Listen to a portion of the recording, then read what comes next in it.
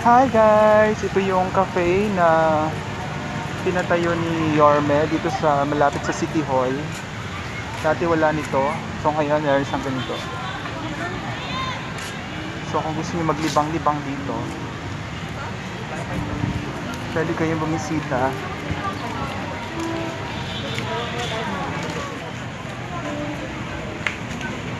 Ang pangalan niyo guys is Kapitolyo. Ayan. So kapag hindi kayo na-accommodate sa loob, meron din sila sa labas. At ito yung mga kasama ko sa badminton play. Mga pangmalakasan. Ay. Ayan. Wala akong memory.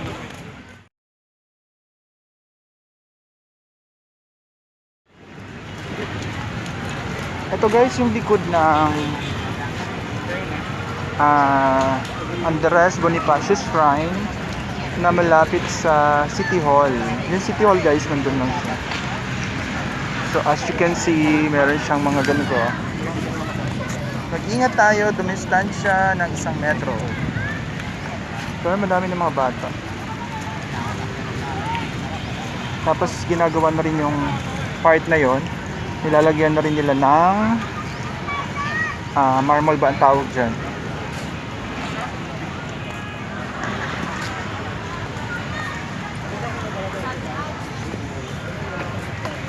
Ayan guys, yung itsura niya.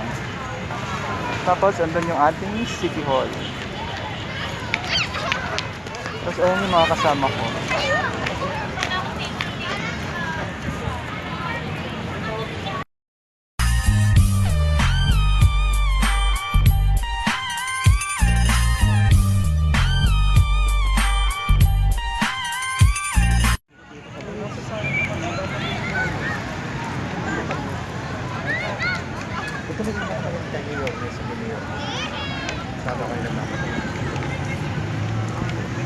Mas lalo na yan mamaya mag-vlog na pag inilawan. Alam mo may mas maganda. Tawid na. Oo. So ihahatid mo kailan? Kung sakaling bibili. Bukas ng umaga. Sure? Anong color? Mamaya send mo sa akin sa mga pictures kasi papakita ko sa staff ko.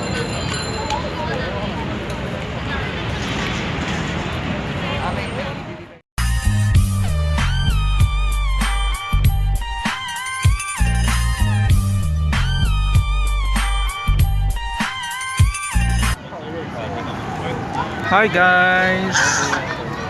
So ito ang sitwasyon ng plaza malapit sa City Hall. Ayan.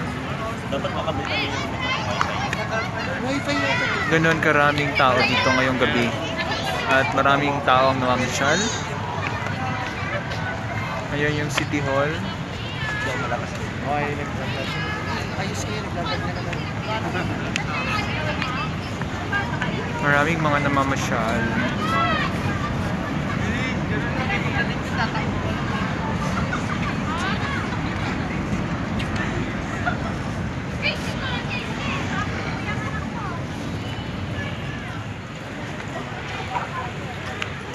So ayan guys, yung itsura ng mga tao dito.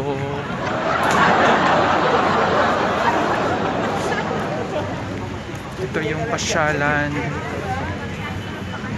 dito sa malapit sa City Hall.